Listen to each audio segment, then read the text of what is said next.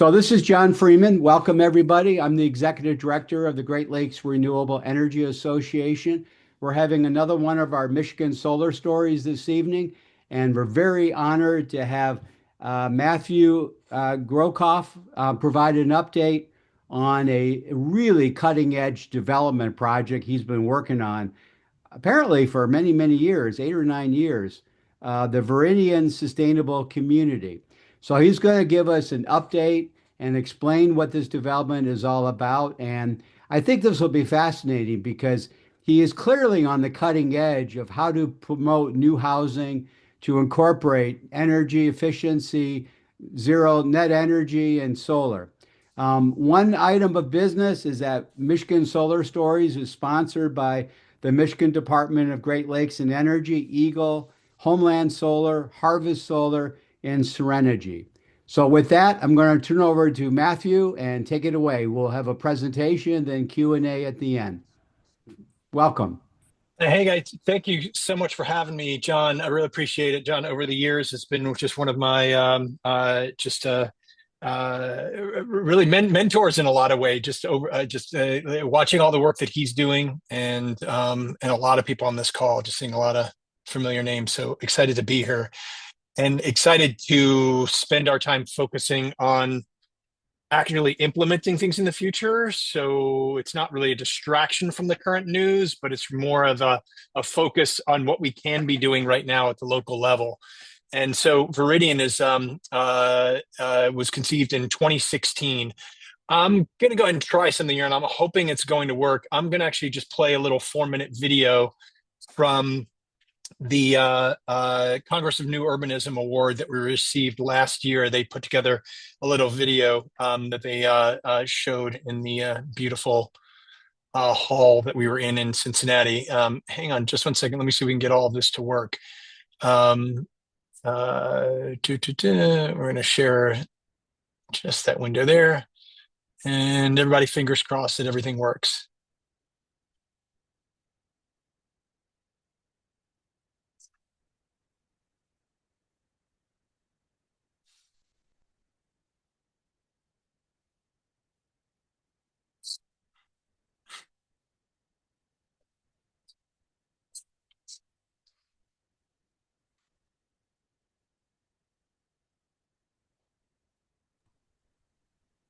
Can we turn up the volume, Matthew?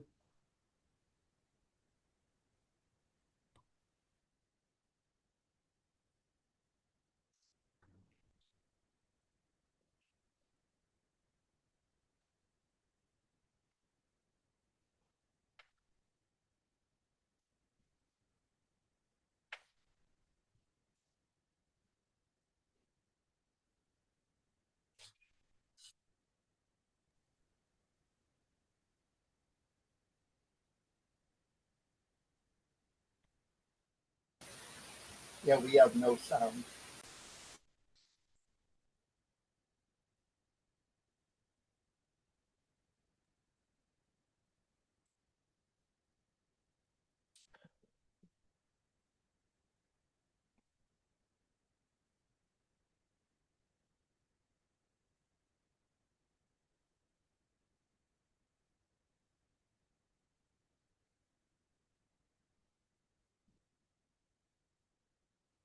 No sound, still no sound.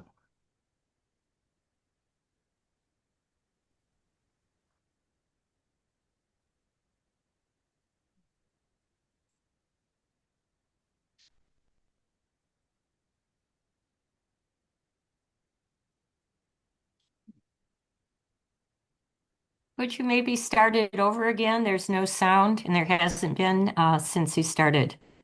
Oh, okay. Yeah, that would have been nice to know. I can hear it perfectly. Let me see. Hang on.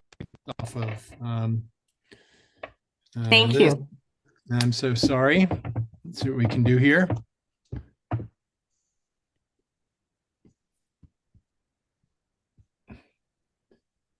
All right.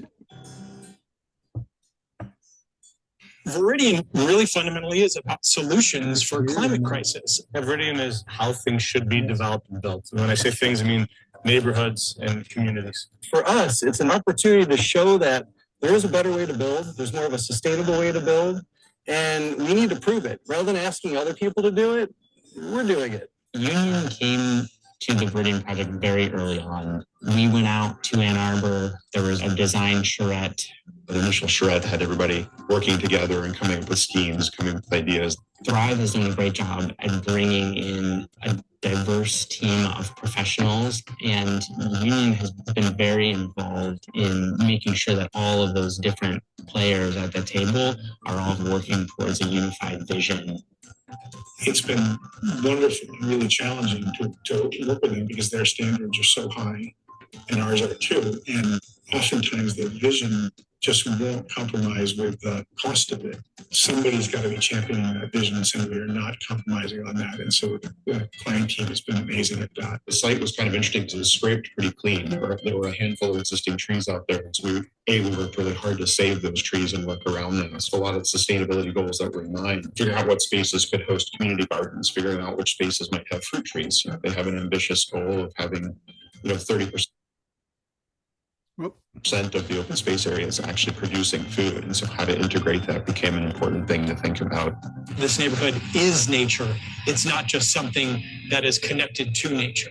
Everything from the lighting to the sound design outside to the colors of the buildings, to the shading, to the windows, really incorporating how humans interact with the natural world. But we don't look at nature as just an amenity. We look at something that is interconnected, and that nature comes in and becomes part of this. So our native landscaping, our bioswales, where we celebrate rainwater instead of looking at some sort of apocalyptic stormwater feature that needs to be managed. We get beautiful flowers, we get bioswales, we get butterflies. Reducing our carbon footprint is paramount here on the project, both in the embodied carbon in our construction materials and also the net zero operational carbon impact.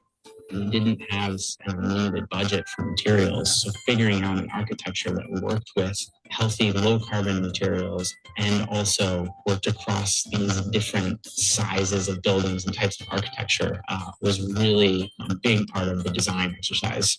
One of the greatest challenges for Veridian from the beginning was really inspiring everybody to know what was truly possible, that solar energy, geothermal, mixed income communities can exist and is all possible right now. Financing was a challenge. Finding a lender that would recognize the value and underwrite the value of sustainability was challenging. One of the surprising things has been the receptivity of the community and the local government. And in Ann Arbor, I think we're real partners in making this vision happen. A project of this scale requires the community as a partner. By incorporating all of these different price points, by working with Avalon Housing on affordable housing, we've got a neighborhood with much deeper diversity than in the general community. I think the most exciting part of this project is the fact that it is not just about this project. It's not just about these homes in Ann Arbor. It's really about shifting the paradigm and thinking about how this can serve as a model for other neighborhoods. Veridian is an example of what happens when there's a really strong and crystal clear vision for what the project could be. And all the credit to that has to go to the client team led by Matt Grocoff. They have been relentless in this vision of this as a demonstration neighborhood, demonstration of everything that you can do in planning places, from walkability and creating community to energy efficiency and sustainable site practices to cutting edge design. What I'm really most excited about is just imagining all the people that are going to be living here and what gorgeous, truly sustainable, social, and equitable lives they could be living.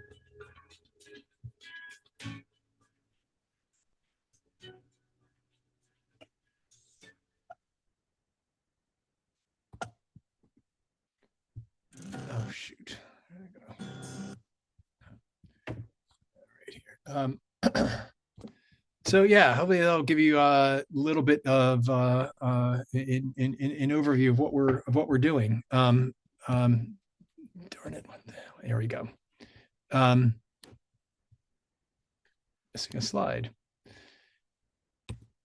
So yeah, so just a I kind of dive right into the solar stuff. And one of the reasons why we're doing this, I mean, you heard a lot in that video about the inspirational vision that we have, but this is something that I really talked to the team early on. And I said, we should not be discussing what is possible. And again, this was back in 2016 when no one was talking about electrification. People were asking if that was even possible. Ann Arbor and Washington County had not yet signed on to the Paris Accords. The Model 3 Tesla had not come out yet, so electric vehicles are not on the scene. And here we are saying that we are going to do an all-electric, fossil fuel-free neighborhood in Ann Arbor with 93 EV chargers.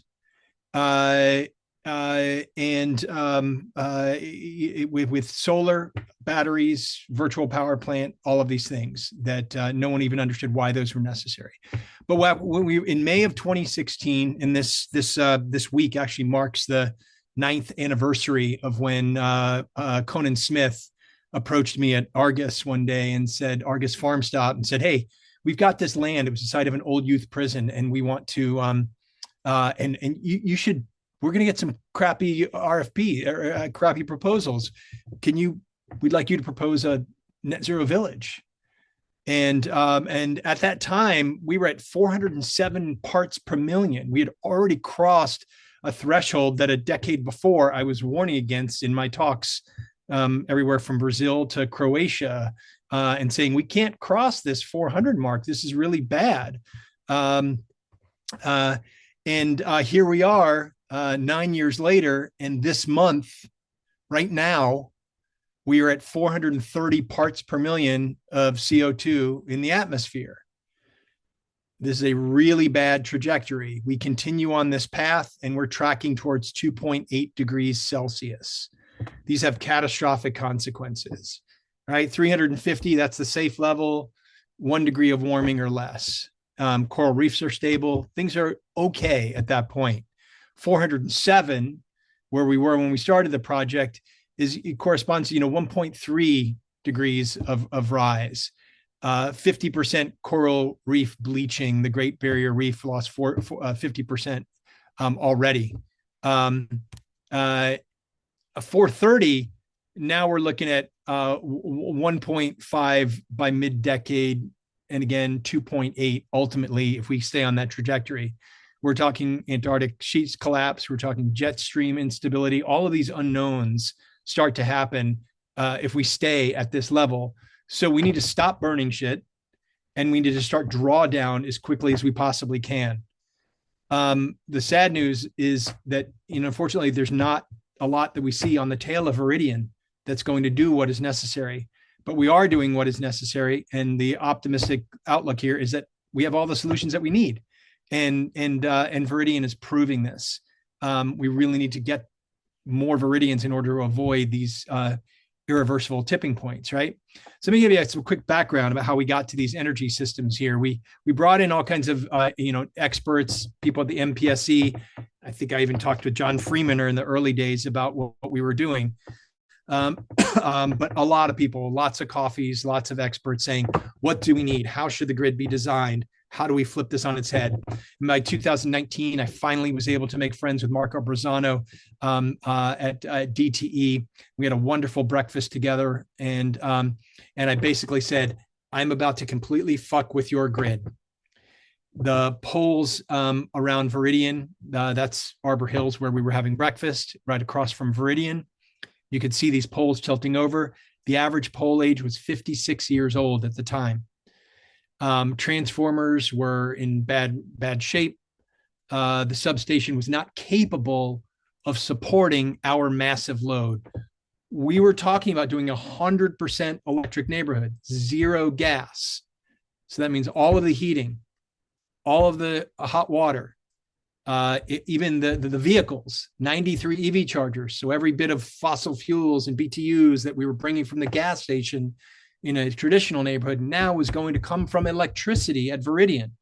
So if we did nothing else, the grid could not handle Veridian. So something had to change. And DTE would be required to connect us and have and be able to have a reliable electricity supply to the neighborhood in that conventional way. Not even talking about solar and batteries yet. So then I say, okay, now we're going to mess with you even more. We can support up to 2 megawatts of solar on this property. This is huge export of solar energy during the month of July if we're having really efficient homes. So not only have a massive load that's going to blow up the grid, you couldn't even deliver the kind of energy with the existing equipment that you have. Now we're going to export energy and it's going to be uncontrolled. But we're going to go a step further. We're going to do LFP batteries. We're going to do net zero energy on site. And what that means, and we use the definition of the Living Building Challenge. And if y'all are familiar with my house was one of the first homes in the world that was certified to be net zero energy back in 2014. We started that process in 2006 to go all electric in a folk Victorian home on the Old West Side. And the definition there is 100% of the project's energy needs have to be supplied on an annual basis by on-site renewable energy, and no combustion is allowed. That's net zero energy. So the homes should be producing more energy in the course of a year than they consume in the course of a year. We wanted to establish what was going to be the model for the grid, which is a virtual power plant. And even back then, academically, everyone was saying this is the only way that we get to fully renewable energy grid. Now, I told Marco, if we just have individual solar systems here, we're going to have some wealthy people that have the benefit of having some feed into the grid when they have too much power at wholesale rates, and they're going to have lower energy bills, and they're going to be very happy, and they're going to be little eco geeks and say that. But that's not what we're trying to do. We're not just trying to give some people some benefit and cheaper energy bills. And I said, and then if we add batteries to that, we're not just trying to give them a generator so that they have backup power. What we're really trying to do is do something that is grid beneficial. We're trying to come up with a climate solution, what we need to do. And again, these systems are essential to fully electrifying the grid. This bottom up, produce energy where it is being consumed, store energy, levelize that duck curve that y'all know a bit about. So now, how do we supply that? Like, what are the issues here? I am very confident that no matter what happens with the current administration, we are already on the march towards Veridian type neighborhoods. Coal, highest cost. If we, how are we going to, fill this gap every single year? We are increasing our energy demand, or our electricity demand, by 3%. That new demand has to come from somewhere, some new generation. Coal is out. It's the highest cost. It's the highest polluting. Up to $152 for the levelized cost of energy. Not a solution. Nuclear, it's lovely, carbon free, crazy high cost, decades to build, and a levelized cost of energy minimum of $141 a megawatt. Gas peaker, right? How do we meet that demand in the afternoons? Again, really high cost, long lead time. Right now, if you want to design one of these, the turbines are going to be a 5 to 7 year lead time on the turbines alone. So if you start designing something today to meet some of your new demand, you're talking 2033 before you can have one online after design and manufacturing considerations. And again, very expensive for a gas peaker. Gas, same thing. It is one of the lower costs. You can get as low as $39 for levelized cost of energy per megawatt. But again, decades to build was a mistake. That's for the gas peaker. But this would take, again, till 2033 before you can get one of these online. And again, the cost is volatile, right? It can be cheap. It can be expensive depending on the year. Solar, let's see if I can go back. Nope. Solar, we've got a problem, which is the duck curve. for those who don't understand the duck curve, it's a little tough to explain. Basically, what it is during the course of the day, you've got demand from the grid, right? In 2019, this was what the demand looked like. It goes up during the day, and here you are.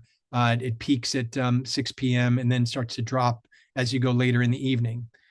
With solar, you've got a problem. That's the biggest part of the day, and it starts to dip. So when you've got electricity demand in California dipping, we've got this zone here where they're struggling to fill that gap.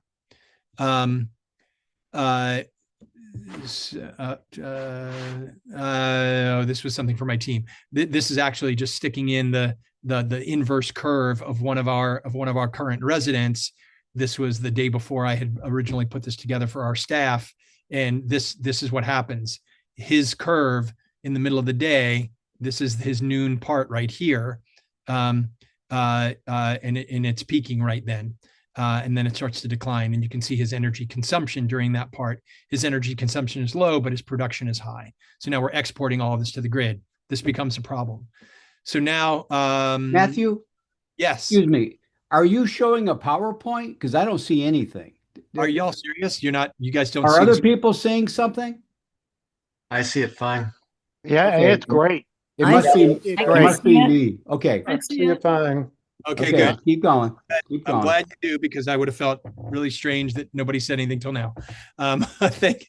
Okay, so here, and I want to try to wrap this up to give you guys some time to ask some questions and have a good dialogue here. Again, the traditional grid is one directional. Now we've got with a decentralized grid. We've got these pooled collective energy sources. So Veridian can be a virtual power plant. So instead of being in July, when the governor is sending out an emergency order or emergency request over everyone's cell phones beeping in restaurants saying, hey, the grid's about to explode. Consumers' energy can't supply any more energy, and you guys are using too much.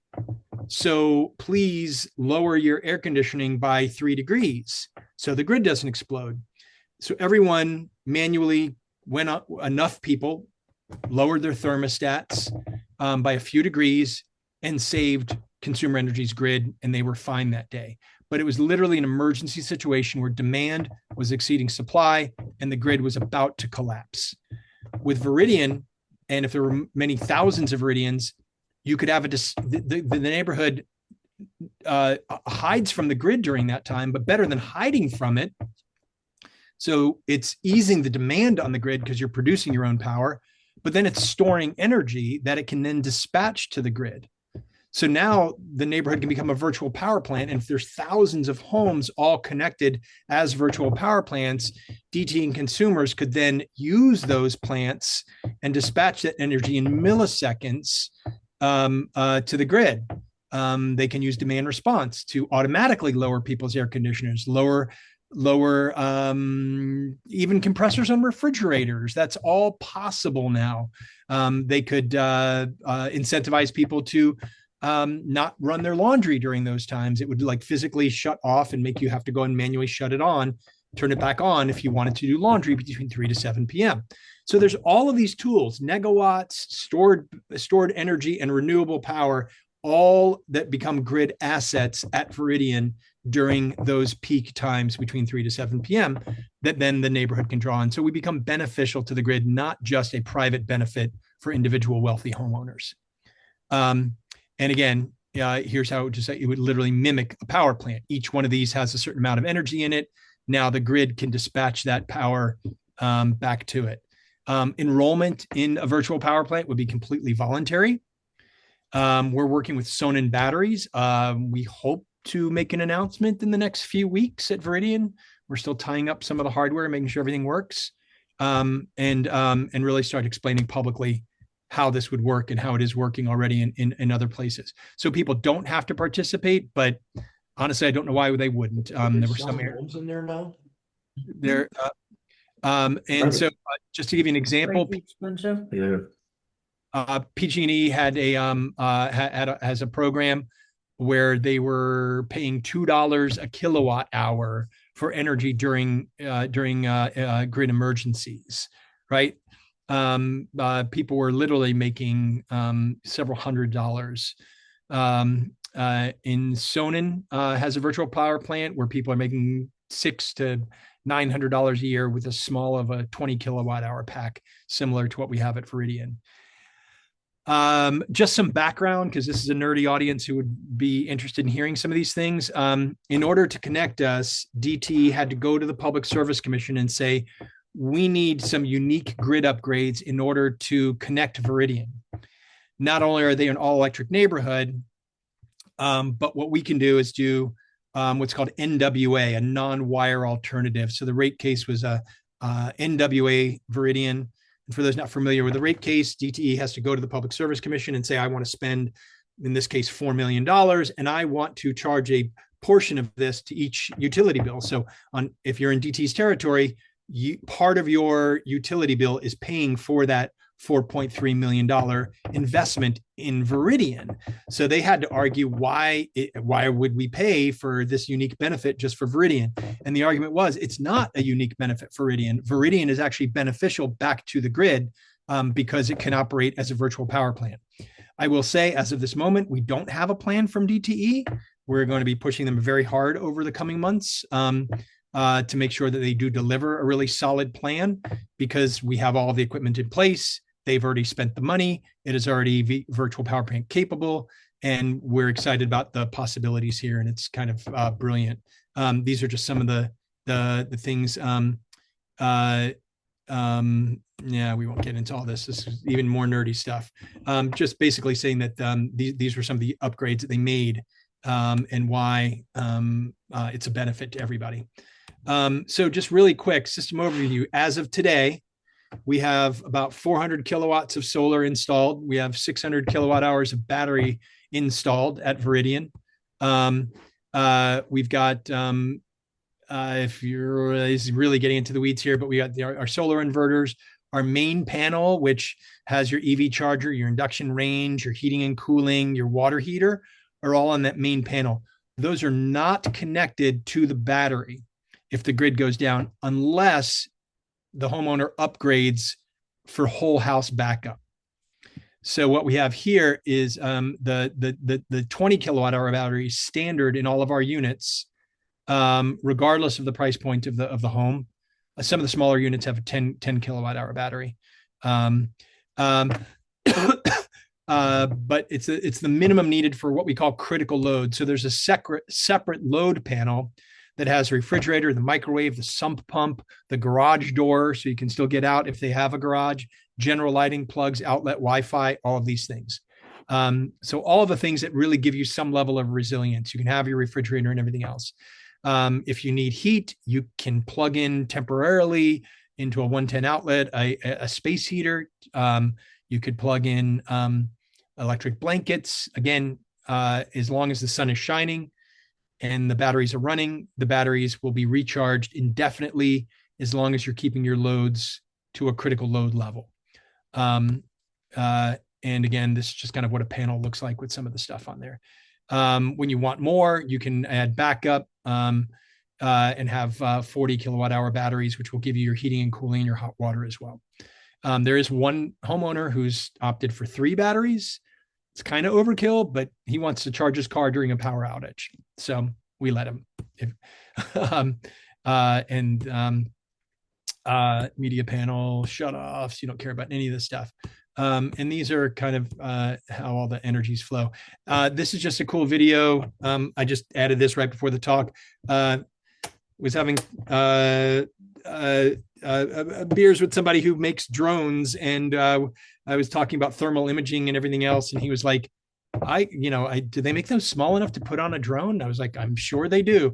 And 2 weeks later, he came back and he said, Matt, I built a thermal imaging drone.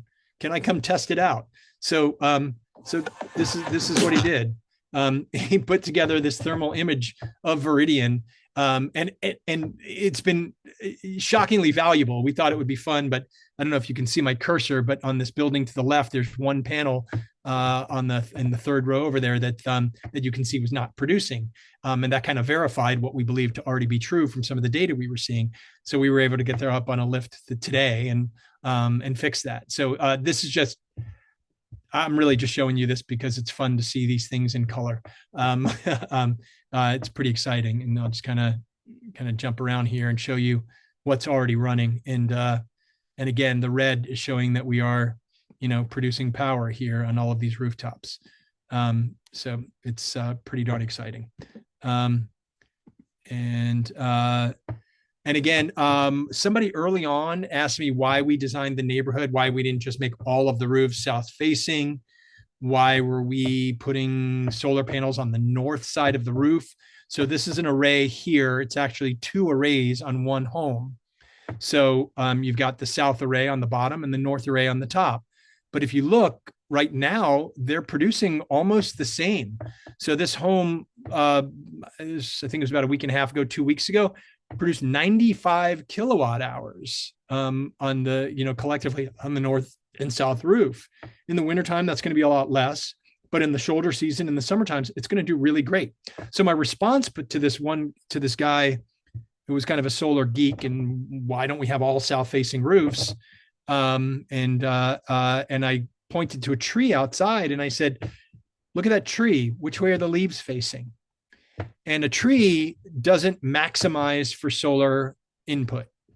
It optimizes for its system costs. And because of the cost of solar panels, like on maple trees, the cost of producing a leaf on the north side is the same as producing a leaf on the south side. So why do it?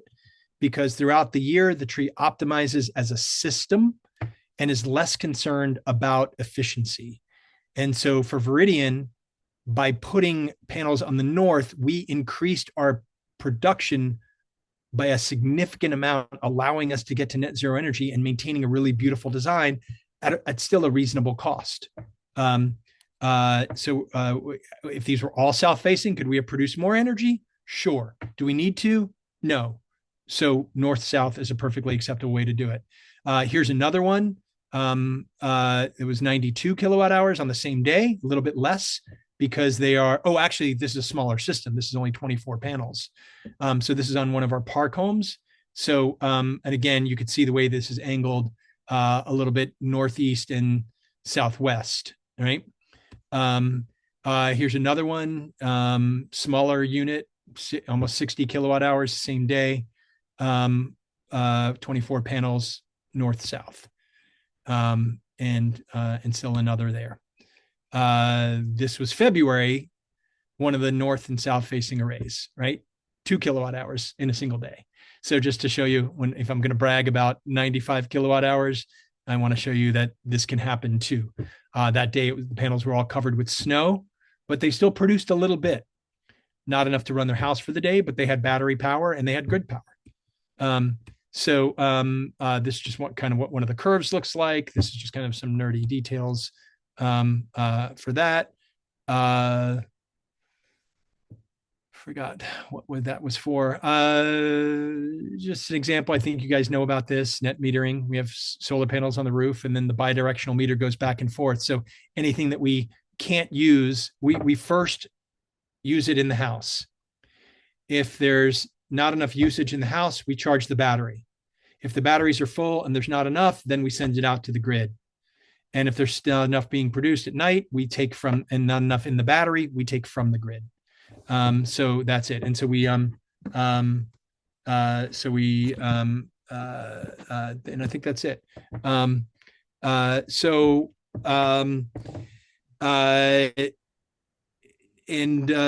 Most recently, people have just finally started to get their interconnections from DTE, which is a long and overly burdensome process. They're working on changing and fixing.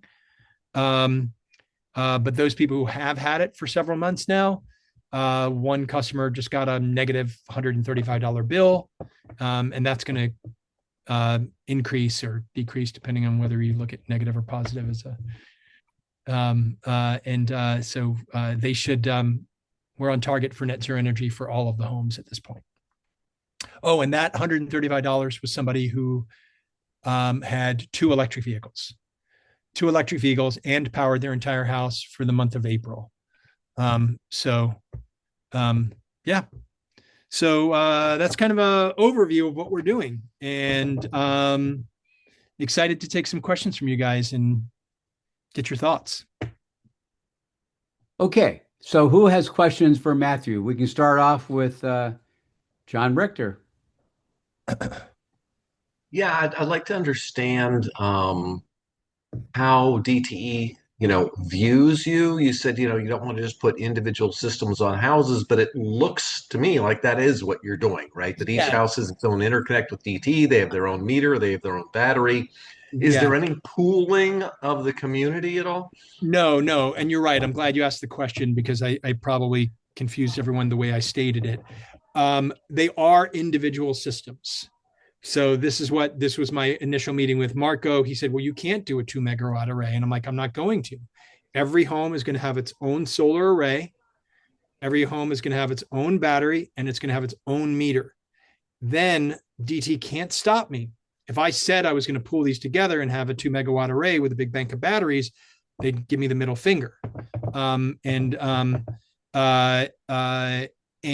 So we had to design it within the current legal fictions, within the existing framework. What I meant by I don't want to do individual systems was I don't want it to just be an individual system that benefits only individual homeowners. And that's what we're seeing around the country. There are a handful, very, very, very few, certainly not enough, builders that are including solar panels. Some are including batteries, but they're doing it as, oh, here, we're going to sell you this house. It's got solar and you're going to have lower energy bills and you're going to have a backup generator, right? Battery generator is really what it is. But they're not designed to be grid beneficial. So that's what I meant, but we don't want individual systems that benefit only the individual. It should be grid beneficial. Okay. And well, ideally, though, I do want to add, though, I believe these rules need to change. Oh, yeah. I believe that if more people, sustainable energy utility in Ann Arbor is a perfect example. I believe that you will see very, very rapid deployment and very rapid innovation once we have rules in place that allow deep distributed energy producers. If you want to be a micro energy utility, you should be allowed to do that. So if we did that and we installed this stuff and did not have to add the tens of thousands of dollars onto the cost of their mortgage, we could have lowered the price of these homes and we could have been the power provider.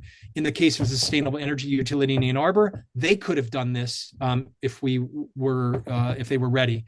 They could have installed all these and the batteries and then put a meter on the home and then sold the energy directly to the consumer. Matthew, I'd love to talk with you about that because I think there's a loophole in the law that makes it possible today.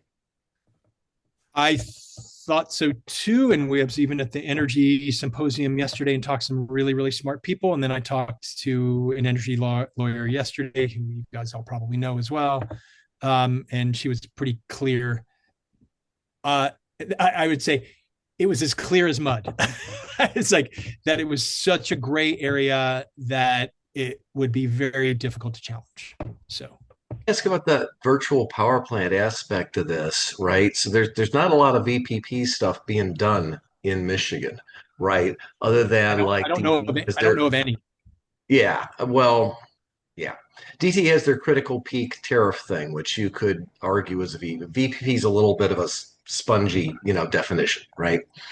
Yeah. So I was curious about, you were talking about this community as a VPP, and I'm like, yeah, I don't think anybody's doing VPPs in Michigan, so please tell me about that, right? So that's more of an aspiration at this point.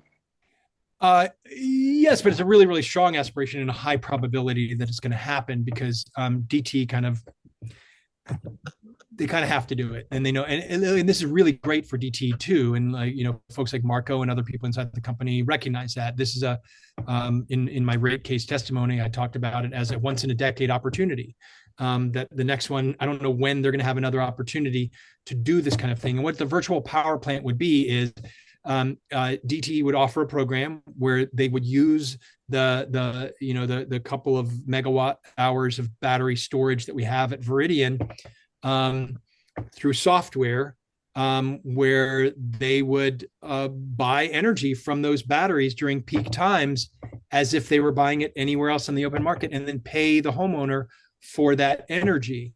There's a number of ways they could do it. They could pay a monthly fee. They could pay a single, in some markets, they've said, hey, we'll give you $5,000 to let us use your battery for 10 years or whatever. There's some markets that said, I will give you a battery and you get the benefit of resilience and we're going to use the energy. Yep. There's others like California where they've, in Texas and Massachusetts, where they're paying the homeowner between 25 cents a kilowatt hour to $2 a kilowatt hour, depending on the need at the time. So people can you give me the case number on that case? I'd love to read your testimony. Oh, funny thing. I was looking for the number this morning, and it's not an easy thing to Google, but I've got it somewhere. We can. It's if you Google NWA Veridian, I think you might find it. That it was part of another. It was part of a whole case. So this was just one of their one of the elements. Yeah. Anyway, you personally delivered testimony? John, yes. We got a lot of other questions. Sorry, if so, I'll find it that way. So, okay. Yep. Yes, I did. Yeah. Okay, Harvey, you're up next, and then David. Okay. And then Rick, Jens, Marianne. Okay, and I'll try to be quick. I have a lot of questions, Matthew. So, full disclosure, I've in a net zero, net positive home for the last 2 years that was certified by FIAS to their 2021 zero standard. So I have, in terms of questions, I didn't see something like an inverter like a Solar 15K in your picture. How do you do the central control of the system in a home? So that's one question. So yes, so we're using okay, inverters on the solar, and the Sonnen battery comes with its own inverter built in. Is it got the flexibility for the amount of program as to when to charge and feed that a Solar 15K has? I've got 6 time cuts that I can change, and effectively as an open loop control system for how to deal. Yeah, so it has all kinds of capabilities like that. Yes. Okay.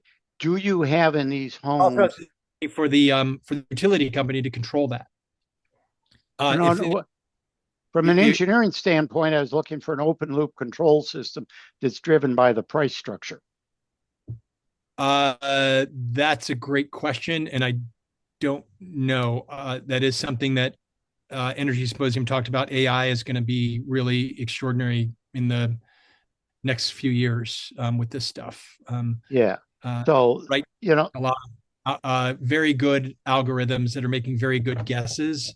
And AI is going to really transform things in a powerful way. Are you putting a home control in so that you can control times on heat pump, water heaters, water circulation systems, and things like that? It's all there. Nobody is controlling it yet, but it's all capable. So it is something that we could turn over to like an SCU or the utility company or a private company, some private company. Or what even about just a homeowner with the capability to do this? Yeah. Homeowner can do it for sure. Okay. Okay, we got Harvey. We got to move on. That's fine. Okay, you're up, David. Okay. Well, can you hear me okay? Yep. Yeah. You're great. You guys hear me? Okay. Yeah. Very good. All right. So I'm a licensed builder, and I applaud what you've got going on there. I think that's absolutely fantastic. Question for you. I noticed the zip-R systems that you're utilizing.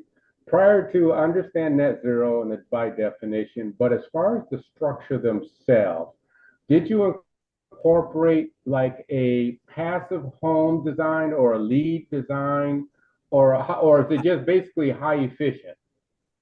I wish we had done passive house.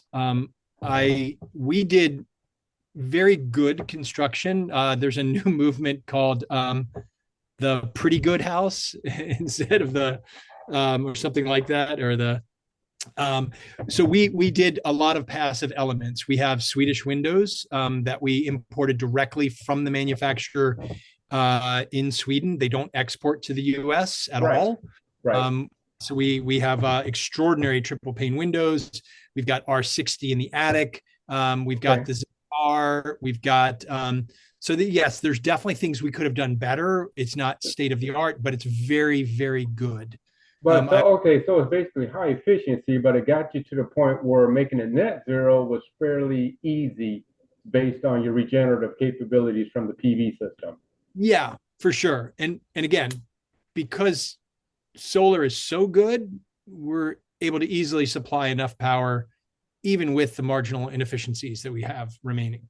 Right. Okay, I understand. Yeah, I think that's fantastic. I love where you're going with this, and I really do. It's going to catch on. I mean, even with us in the industry as trades, we see it coming. It's just you're getting a lot of pushback. That's all, because you're probably the lead dogs on the market. And one of the things I left out in the beginning, you're right, it is going to happen. And so all that stuff that I showed you about the levelized cost of coal, nuclear, and all those things is very expensive things, and the lead times on them. So last year, 98% of all new generation was solar. Solar is the cheapest cost of energy in human history. You can even try to look through and see what did it cost per BTU, taking into account work effort for hunter-gatherers to light fuel, to keep them warm, for light wood, collect it, and everything else. That was more expensive per BTU than solar energy is today. Okay, so it is the cheapest. A little bit of wind, but yes. I was going to say, do you see yourself in the near future possibly incorporating some of these newer designed, basically wind capturing systems? You know, they're residential style, very efficient and very capable. Do you see any of that in the near future adding into the potential of what you've got going on? We are always open to, I mean, I think the next development is going to take that next level. So where like we were in 2016, like everyone is talking about what Veridian is building now, right? We're electric and everything else. That wasn't so obvious in 2016. So what we're talking about next is really doing what I call Few Nexus, and that's the eventual parent company of what I'm trying to build, food, energy, and water nexus, where the building design and the neighborhood design is incorporating its food infrastructure, its energy infrastructure, and its water as a whole from the up. So it's true self-sustainability is what you're trying to achieve. Absolutely. It's mimicking biological systems from the bottom up and so on. So yeah. And how do we come and visit you? We should. Yeah, absolutely. John, anybody on this call wants to organize a group of people, we prefer that you bring no fewer than 15 with you, so that we can really optimize the time. There's a lot of demand on our time right now.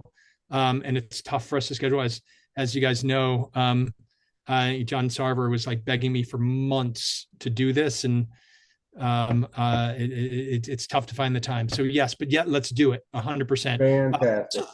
Also, I encourage you to do this.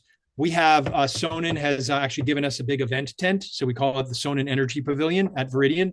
Our barn is not in place yet. I would like anyone who would like to organize an event. We are happy to host you.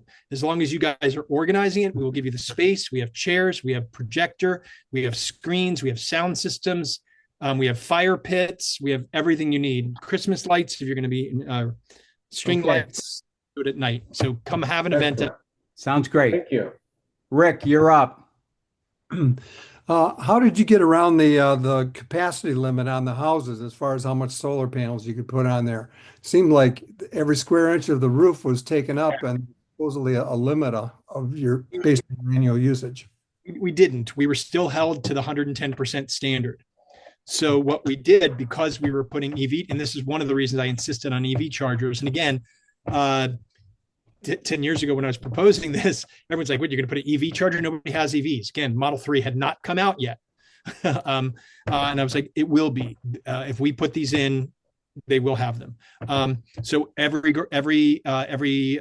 of the parking spaces on the street, the homes all have EV chargers. That allows you to add 4,250 kilowatt hours per year to your solar array, and that keeps us under the 110% threshold. And yeah, So we're still bound by that. That's what's interesting about Veridian, is that we didn't break any rules. We didn't go around any rules.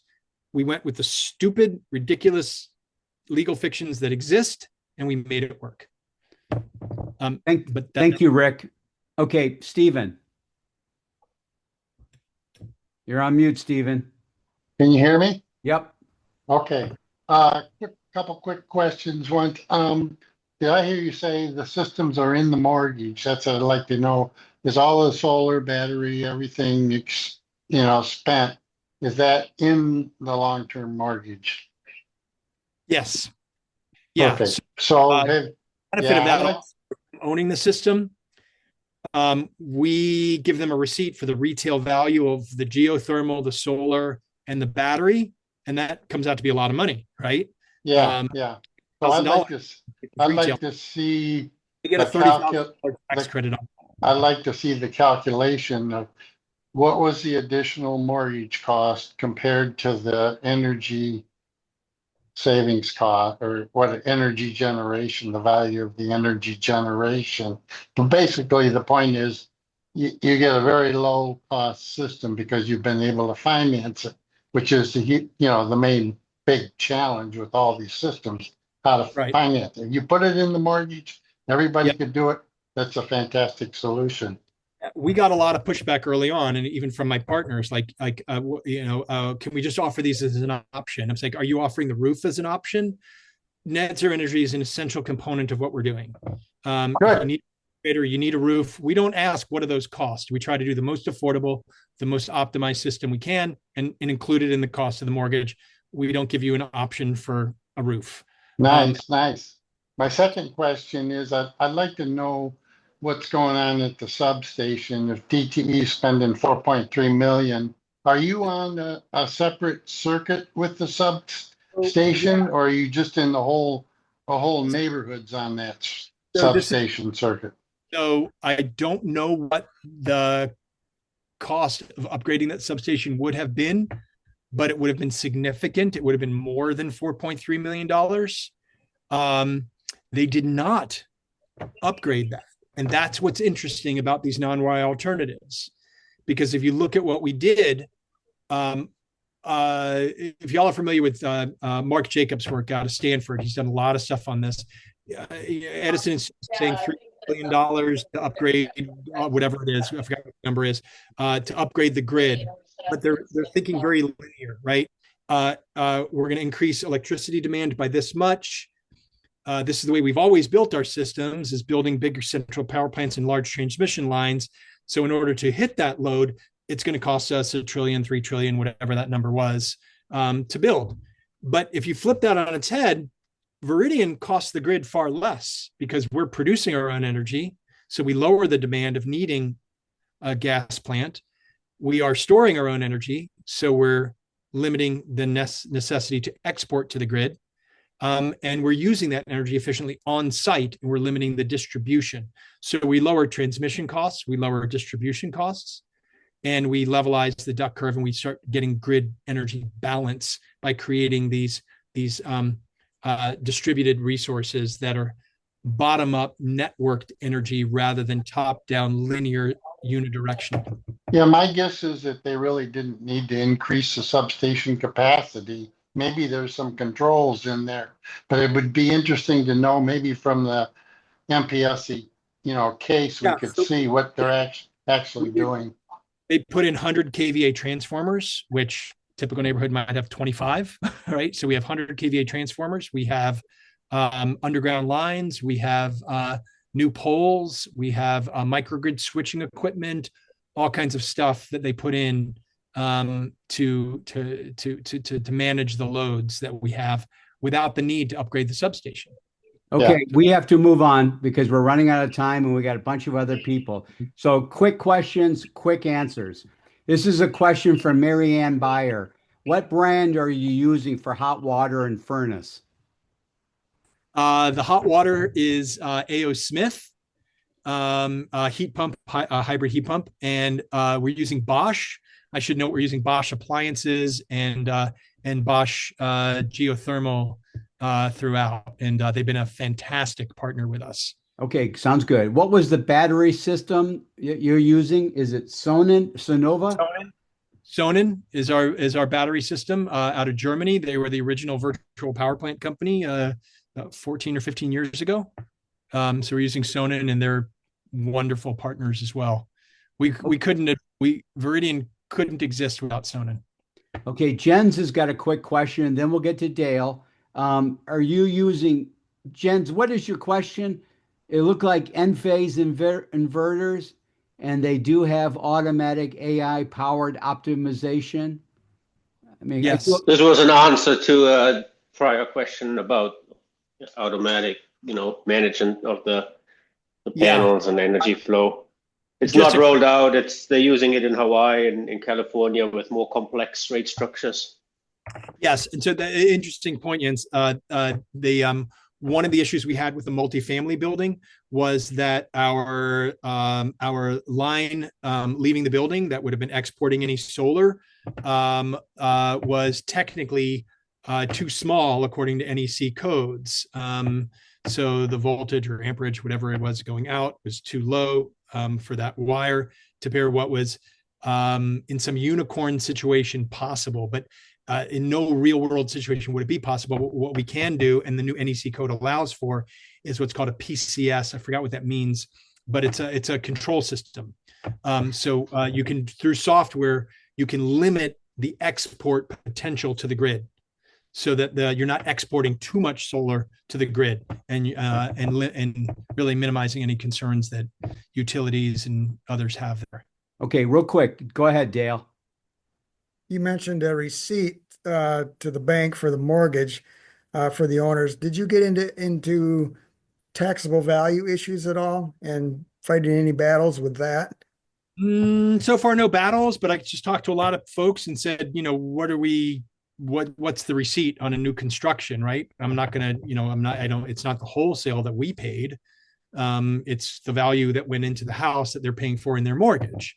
So we calculated what that is, and that's the value that we wrote the receipt for. Okay, thank you very much. Two other quick questions. David, are you utilizing heat pumps alongside the geothermal systems?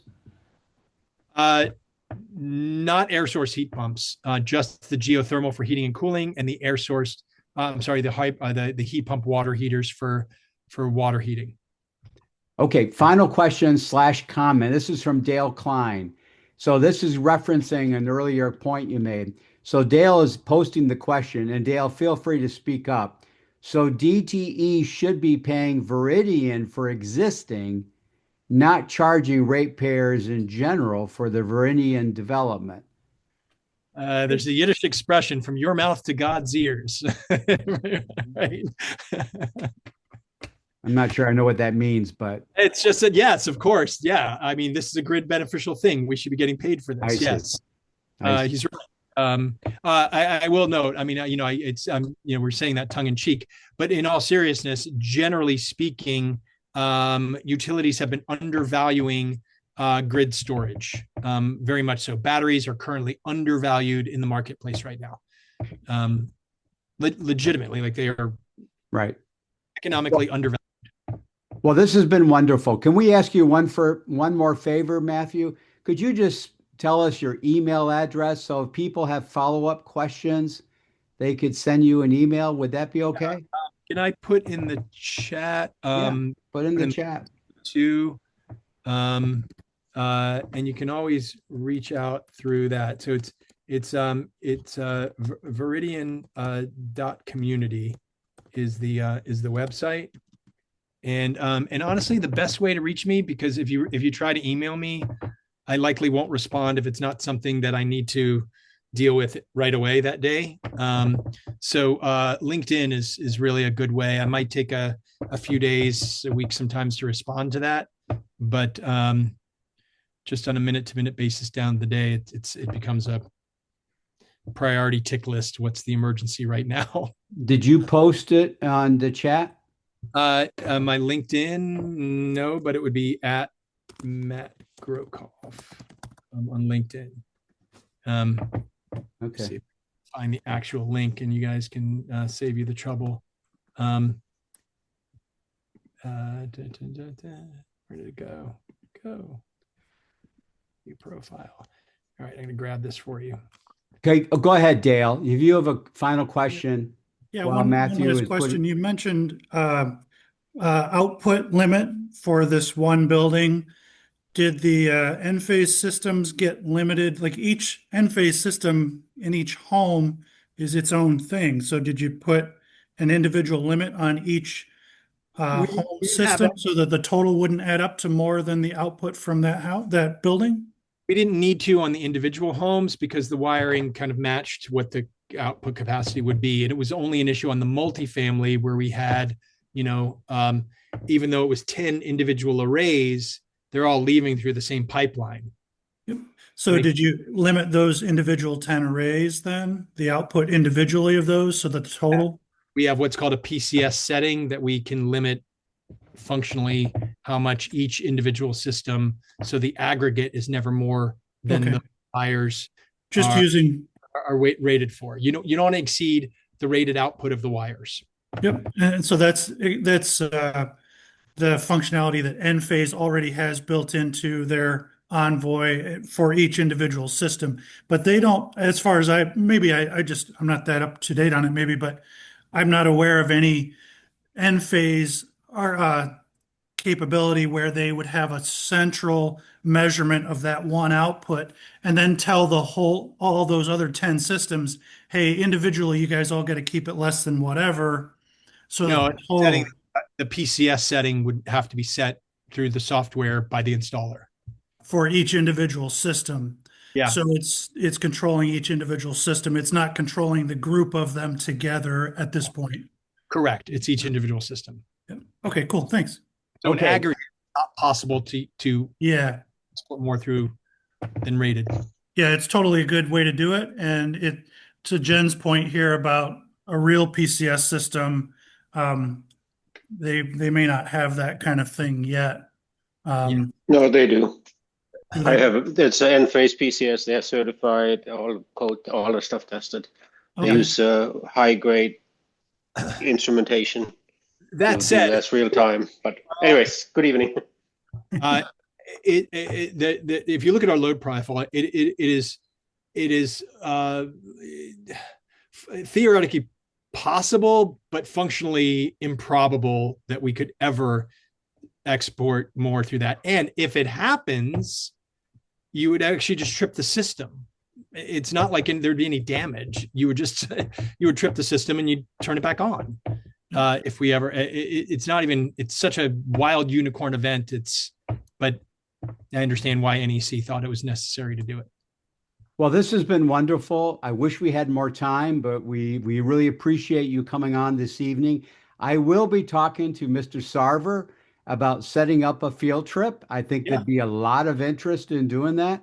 And I really appreciate your offer for holding an event out there as well. Anytime. So thank you again. And I hope everybody has a wonderful evening. Even if we couldn't be there, if you want to use the facilities, we would arrange for you to have access to it. Sounds great. Thank you so much.